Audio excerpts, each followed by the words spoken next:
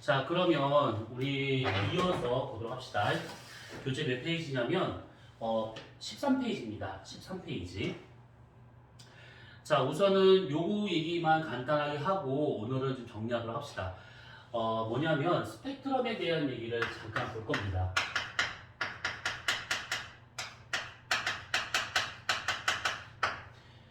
여러분이 물리 1에서 이게 삐딱하지 이거? 물리 1에서 아마 스펙트럼에 대한 거를 들어본 적 있을 겁니다. 자, 이 스펙트럼을 이용을 해서 이제 별의 다양한 물리량을 구할 수가 있어요. 근데 그 중에서 우리가 먼저 따져봐야 될 것은 이 스펙트럼의 종류에 대한 얘기를 잠깐 볼 것인데, 교재 13페이지를 보시게 되면 중간에 나온 그림 세 가지가 있을 겁니다. 자, 뭐냐면 빛이 지나갈 때 이제 그 어떤 기체를 통과하느냐에 따라 가지고 우리가 보게 되는 스펙트럼에 살짝 변화가 생깁니다. 자, 우선은 광원이라고 우리가 이제 얘기를 하게 될 것인데, 천문에서 말하면 광원이라고 하는 것은 별밖에 없습니다. 별. 그래서 이 광원에서 빛이 나오는데, 만약에 이 빛이 그냥 그대로 우리한테 온다고 하면 당연히 우리가 알고 있는 일반적인 그런 스펙트럼을 보게 될 겁니다. 연속 스펙트럼이라고 보통 말하죠. 빨간초 파남보 이걸 말하고 있는 겁니다. 자, 그런데 이런 식으로 나오는 연속 스펙트럼은 우리가 쓸 수 있는 게 없어요. 이건 그냥 보고 이쁘구나 이 정도만 봐도 되는 것이고, 실제 이거 다 우리가 따져볼 수 있는 게 없습니다. 근데 이거 말고 우리가 어떤 걸 볼 수 있는 거냐면, 만약에 별이 있는데 광원이죠. 이 별에서 빛이 나온대요. 자, 빛이 나오는데 이 빛이 우리한테 오기 전에 별과 나 사이에 만약에 어떤 기체가 이렇게 존재한다면, 근데 그 기체가 그냥 기체가 아니라 온도가 낮은 기체래요. 온도가 낮은 기체. 자, 이 온도가 낮은 기체라고 하는 것을 우리가 뒤에서 다시 한번 얘기를 해보겠지만, 이것을 성운이라고 보통 말을 할 수가 있습니다. 성운.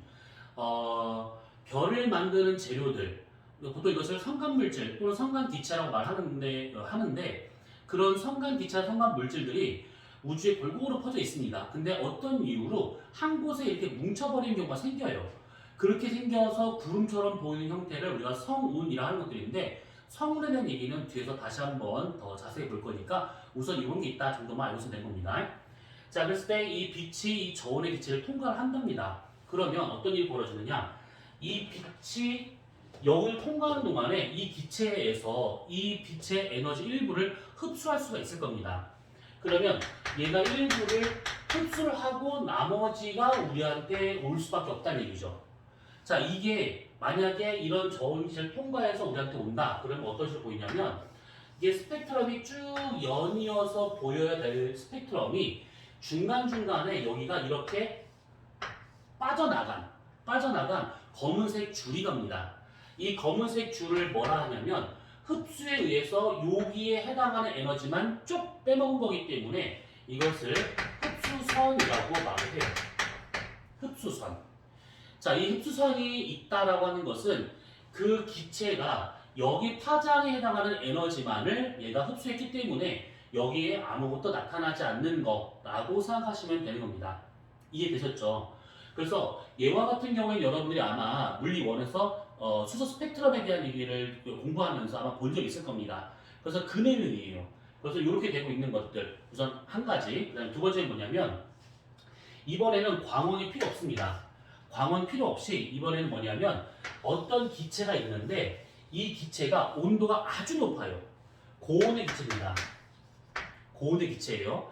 자, 그럼 이 고온의 기체에서 에너지가 방출될 것인데, 광원 필요 없이 이거 자체로 에너지를 방출하고 있는 겁니다. 그러면 이 기체에서 나오는 이것을 우리가 보잖아요. 그러면 이렇게 스펙트럼이 나와야 되는데, 그 중에서 전체가 다 안 보이고 특정에 해당하는 파장 영역에 이렇게 이런 식으로 이렇게 알록달록하게 색깔이 가는 경우가 생겨요. 이렇게 얘하고는 다릅니다. 얘는 지금 그 표현할 수 있는 색깔이 없다 보니까 이렇게 표현했는데, 전체적으로 빨간색 하는 거 다 보이는데 이 특정 영역에서만 검은색 선이 가는 걸 말하고 있는 것이고, 얘와 같은 경우에는 빨조접하는 거 다 안 보입니다. 안 보이는데 빨간색 선, 파란색 선, 흰색 선 이런 식으로 색깔선이 들어가는 것이 나올 수 있더라라는 겁니다.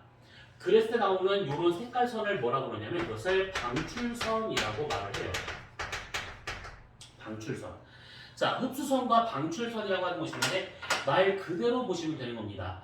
저온의 기체를 통과하면서 어떤 특정 에너지만을 흡수를 해서 검은색 선이 가는 것을 흡수선 또는 그렇게 나오는 스펙트럼을 흡수 스펙트럼이라고 하게 되는 것들이고, 고온의 기체에서 스스로 빛을 막 내고 있는데 그 빛에 해당하는 파장 영역만 이렇게 알록달록한 선이 가는 것, 이것을 방출선, 그렇게 나오는 스펙트럼을 방출 스펙트럼이라고 말을 하고 있는 것들이죠. 자, 그러면 여기에서 잘 살펴볼 것은 뭐냐면 흡수선이든 방출선이든 얘네들이 나타날 수 있는 그 파장 영역은 정해져 있습니다. 그건 뭐냐면 기체가 갖고 있는 원소들 있죠. 여러 가지 원소가 있을 겁니다. 그 원소들이 해당하는 갖고 있는 고유의 에너지 값이 있어요. 그 에너지 값에 해당하는 것이 이렇게 이 빨주주 파란불하는 이 전체 스펙트럼 중에서 일특정한 그 부분에서만 나타나고 있더라라는 겁니다. 그래서 흡수선이나 방출선이 거기서 나타났다, 그 에너지에서 나타났다라고 하는 것은 바로 원소의 종류를 알 수 있더라라는 겁니다. 이거는 실험적으로 다 증명될 수 있는 부분이기 때문에 또 물리 원에서 이것을 배워봤기 때문에 더 설명할 필요는 없을 것 같아요. 그래서 흡수선이나 방출선에 나타나는 위치는 결국 뭐냐면 원소의 종류를 의미하더라 라고 하는 것을 잘 기억을 해두시면 될 겁니다. 자, 그러면 이렇게 흡수 스펙트럼과 방출 스펙트럼이 나타나고 있다라고 했을 때 우리는 흡수 스펙트럼에 대한 얘기를 더 많이 보게 될 거예요. 방출 스펙트럼에 대한 얘기는 뒤에서 한번 잠깐 언급되고 있는데 그때 가서 더 자세히 보기로 하고, 우선 여러분들은 흡수 스펙트럼을 잘 봐두셔야 됩니다. 이게 훨씬 더 지금 상황에서는 중요하다라는 겁니다. 자, 그러면 이 흡수 스펙트럼이라고 하는 것 자체가 왜 중요하냐? 몇 가지를 알아낼 수가 있어요. 그 중에 하나는 뭐냐면 저온의 기체를 통과하면서 이 기체가 무엇으로 이루어져 있는지를 우선 알 수가 있다는 것이고, 또 하나는 뭐냐면 이런 경우도 있겠죠. 별이 이렇게 있는데 이 별에서 빛이 나가려면 반드시 지나가야 될 곳이 있습니다. 어디냐면 이 별의 대기를 지나가야 돼요. 대기. 자, 이 별의 대기를 지나가게 된다고 하면 아무래도 얘보다는 얘가 더 온도가 낮겠죠. 그래서 여기서 얘가 지나가면서 일부 에너지가 빠져나갑니다. 흡수가 돼버려요. 대기를 통과하면서. 그러면 우리가 이렇게 봤을 때 이 별에서 대기가 없었을 경우에는 연속적인 스펙트럼이 나타나야 되는데 대기를 통과하면서 일부 에너지가 대기 원소에 의해서 흡수가 돼버리게 되면 우리한테 이것이 흡수 스펙트럼으로 보일 수 있더라라는 얘기죠. 그렇다면 이게 뭘 의미하느냐? 흡수선의 위치가 또는 방출선의 위치가 원소의 종류를 의미하고 있는 것들인데, 만약에 이 별의 대기를 지나가서 우리한테 왔다? 그러면 이 별의 대기가 누구를 흡수했는지를 알 수 있다? 그러면 이 별의 대기 성분이 무엇인지를 우리가 굳이 가서 채취하지 않는다 하더라도 알아낼 수가 있다라는 겁니다. 별의 대기 성분이 무엇으로 되어 있는지를 알아낼 수가 있는 겁니다. 만광년, 1억 광년, 20억 광년 떨어져 있는 그 별들의 대기 성분을 우리가 이런 방법으로 아주 간단하게 알아낼 수가 있더라라는 얘기죠. 어때요? 간단하죠? 그래서 원소의 종류를 알아낼 수 있는 방법으로 쓸 수 있는 것이 바로 이게 되는 것이고, 또 하나는 이게 중요한 것인데, 흡수선이라고 하는 것은 아까 말한 것처럼 원소의 종류에 따라서 고유값을 갖고 있는 겁니다. 위치가 딱 정해져 있어요. 수소는 여기, 헬륨은 여기, 탄소는 여기, 이런 식으로 딱 정해져 있는데 어느 별을 봤더니 나타나야 될 그 위치가 아닌 조금 이동돼서 나타나는 경우가 생겨요. 무슨 말이냐면, 이건 지울게요. 자리가 부족하니까. 흡수선이 나타나야 될 위치가, 만약 예를 들어서 이렇게 스펙트럼이 나와야 될 것이 있는데 원래 위치가 만약 예를 들어서 여기였다 라고 한번 가정해 볼 겁니다. 어느 흡수선이 나타나야 될 위치가 만약에 여기였대요. 이렇게. 그런데 이것이 위치가 여기가 아닌 다른 데서 나타나고 있다라는 겁니다. 어떻게 나타날 수 있는 거냐면 이것이 살짝 이쪽으로 이렇게 이동을 해가지고 여기서 나타나더라라고 하는 게 밝혀집니다. 또는 반대로 이 위치가 여기가 아닌 여기로 해가지고 여기서 나타나는 쪽으로 있다라는 겁니다. 흡수선이 고유값을 갖고 있고 고유 위치를 갖고 있는데 그 위치가 바뀌었대요. 근데 그 바뀌는 것이 딱 바뀌고 끝나는 것이 아니라 계속 왔다 갔다 하면서 바뀌고 있더래요. 그럼 이걸 뭘 의미하는 거냐면 얘가 전체 스펙트럼을 우리가 여기서 적색이라 보고 여기를 청색으로 본다고 치면 여기가 장파도 되고 있는 것이고 여기가 지금 단파가 되고 있다는 얘기죠. 그쵸? 그래서 적색과 청색 사이 가시광선 영역 내에서 흡수의 위치가 왔다 갔다 또는 뭐 한쪽으로 치우쳤다 이렇게 나타나고 있다고 하는 것은 결국 그 별과 나 사이에 무슨 일이 벌어졌다는 얘기입니다. 그 별과 나 사이에서 어떤 일이 벌어진 거예요. 그래서 흡수선의 이동된 형태를 보고 장파 쪽으로 이동했는가, 단파 쪽으로 이동했는가, 형태를 보고 어느 쪽 갔는가, 그리고 얼마만큼 이동했는가, 변화량을 보면 우리가 무엇을 할 수 있느냐? 거리 변화를 알 수가 있습니다.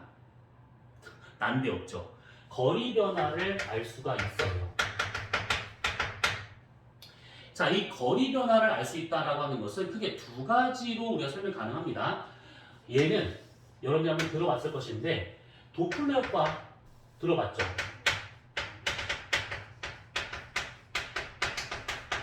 도플러 효과. 자, 도플러 효과라고 하는 것은 여러분이 물리 1에서 한번 배워봤을 겁니다. 아, 물 2에 나오겠군요. 이게 파1과 나 사이에 거리 변화가 생겨버리게 되면 파장 변화가 생기죠. 그러니까 이것을 보통 앰뷸런스를 많이 예를 드는데 앰뷸런스가 만약에 나한테 다가온다. 그러면 원래 파장보다 더 짧은 파장으로 우리한테 다가오게 될 것이고 앰뷸런스가 우리로부터 멀어지고 있다. 그럼 원래 파장보다 더 긴 파장으로 나타나게 되더라라는 겁니다. 이걸 정리해보자면 만약에 파원과의 거리가 가까워진다. 그러면 원래 파장보다 낮은 파장이 더 짧아지는 것이죠. 그래서 파장의 길이는 줄어들더라. 그쵸? 이거 들어볼 수 있을 겁니다. 그 다음에 만약에 멀어진다. 파원과 나 사이 거리가 멀어진다. 그러면 파장은 원래 파장에 비해서 길어지더라. 라고 하는 것을 들어본 적이 있을 겁니다.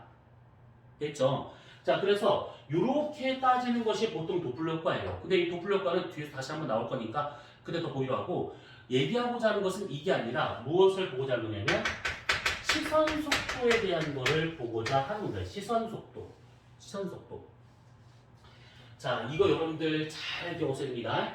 뒤에서 이 시선 속도를 갖고 별과 나 사이의 거리 변화를 알아내는 것에다가 저 별에 행성이 있는가 없는가도 알아낼 수 있는 것이고 우리 우주가 지금 커지고 있는가 작아지고 있는 것을 알아낼 수 있고 저 은하까지의 거리가 나로부터 멀어지는가 가까워지는가 다 알아낼 수가 있습니다. 아주 중요한 개념이니까 잘 배우셔야 됩니다. 자, 시선 속도라고 하는 것은 속도는 속도예요. 빠르기예요. 그런데 앞에 시선이 붙었어요. 시선. 내가 보는 방향에 대한 빠릅니다. 자, 이게 무슨 말이냐면 만약에 여러분들이 지금 모니터에서 저를 보고 있을 것인데 내가 만약에 여러분들한테 이만큼 다가왔대요. 이만큼 3시 15분까지 오래. 네? 원장님이 3시 15분까지 오래. 지금 몇 시죠? 지금 몇 시야? 이 시기 안 맞는 것 같은데? 53분. 아, 이게 맞아요? 아니구나. 53분이요? 2시 53분? 그러면 15분까지 절로 가라고요? 아, 네. 원래 50이에요. 저랑 같이 가요. 아, 그러면 이거 3시까지만 끝낼게요. 네. 예, 알겠습니다. 네. 아, 미안합니다. 네, 미안합니다. 자, 다시. 여러분이 지금 모니터를 보고 내가 이게 있는데 내가 만약 이만큼 여기 다가왔대요. 그러면 다가간 거를 알 수 있겠죠. 아, 이만큼 다가왔구나. 한 걸음 다가왔겠구나. 알 수 있을 겁니다. 그런데 만약에 여러분들이 있는 그 자리에서 창문 밖을 딱 봤대요. 창문 밖을 봤는데 저기 보니까 제주도에 어떤 사람이 있는 게 보여요. 그럴 순 없겠지만 보여요. 근데 그 제주도에 있는 사람이 한 걸음 여러분 앞에 다가왔대요. 알 수 있을까요? 모릅니다. 너무 멀리 있잖아요. 그 사람이 한 걸음 다가왔는지 10걸음 다가왔는지 내가 어떻게 알아요, 그거를. 그래서 그렇게 알 수가 없기 때문에 이것을 다른 방법으로 저 사람이 나한테 다가왔는가 멀어졌는가를 따져볼 수 있다는 뜻입니다. 자, 이게 조금 어려운 개념이 될 수 있는데 듣다 보면 쉬울 거예요. 자, 뭔 얘기냐면 관측자가 이렇게 있는 상태에서 이 사람이 이렇게 봤대요. 이 사람이 시선 방향입니다. 자, 시선 방향이에요. 자, 그랬을 때 어떤 별이 이렇게 있습니다. 어떤 별이 있어요? 자, 만약에 우리가 이 별과의 아무 변화 없이 이 별에서 만약에 어떤 빛이 온다. 그랬을 때 이 별이 갖고 있는 고유값, 고유 파장, 그것을 우리가 람다 제로라고 가정하잖아요. 그러면 얘가 만약에 우리한테 다가옵니다. 다가오잖아요. 그러면 거리가 짧아지죠. 거리가 짧아집니다. 그렇다면 이게 나중에 파장과 처음 파장과의 길이 변화를 보자면 나중 파장 람다, 처음 파장 람다 제로 누가 더 짧을까요? 아까 얘기했었죠. 여기서 보게 되면 가까워지면 파장이 짧아진다라고 했습니다. 누구에 비해서? 원래 파장에 비해서. 그래서 원래 파장에 비해서 얘가 더 짧기 때문에 이런 관계가 나타날 수가 있는 겁니다. 그렇죠. 반대로 이 별이 우리부터 멀어진대요. 이렇게 멀어지게 된다고 하면 그때 나중 파장하고 원래 파장하고 관계를 보잖아요. 멀어지게 되면 파장이 길어집니다. 그러면 요게 더 크다라고 볼 수가 있는 것이죠. 어때요? 이해됐죠?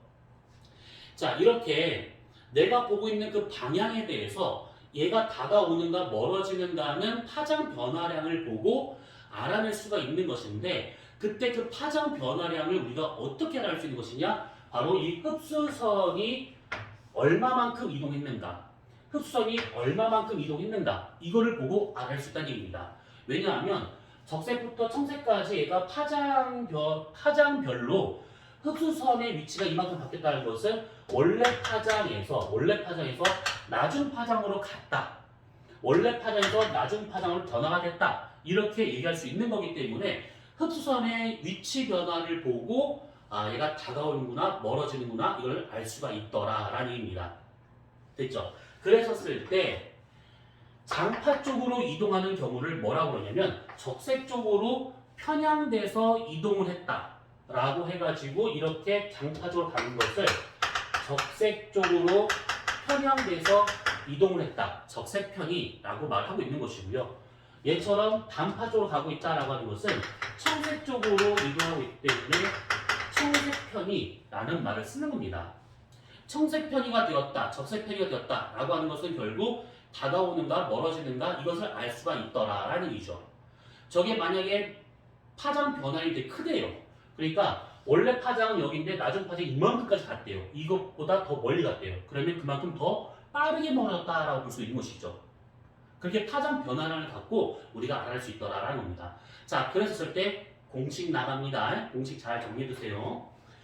얘네들하고 얘네들을 우리가 보잖아요. 그럼 여기서 오른쪽에 있는 것을 왼쪽 넘기잖아요. 그러면 나중 파장 빼기 처음 파장이 나와요. 그것이 음수가 나온다는 얘기죠. 얘는 나중 파장 빼기 처음 파장이 양수가 나온대요. 그 얘기는 뭐냐면 나중 파장 빼기 처음 파장이라고 하는 것 자체가 이게 파장 변화량 델타 람다가 되고 있는 거야. 델타 람다 파장 변화량 이렇게 그랬을 때 얘처럼 음수가 나온다 양수가 나온다 라고 하는 것은 결국 뭐냐 음수가 나온다는 것은 가까워진다 라는 의미고 양수가 나온다 라고 하는 것은 멀어진다 라는 의미가 되는 겁니다. 됐죠? 그래서 이렇게 파장 변화량이 음수냐 양수냐 이것을 우리가 보고 가까워지는지 멀어지는지 이것을 판단할 수 있는 겁니다. 그랬었을 때 자 공식입니다. 시선 속도를 보통 우리는 약자를 뭐라고 쓰냐면 VR이라고 보통 많이 써요. 얘 같은 경우에는 처음 파장분의 파장 변화량은 나중 파장 빼기 처음 파장입니다.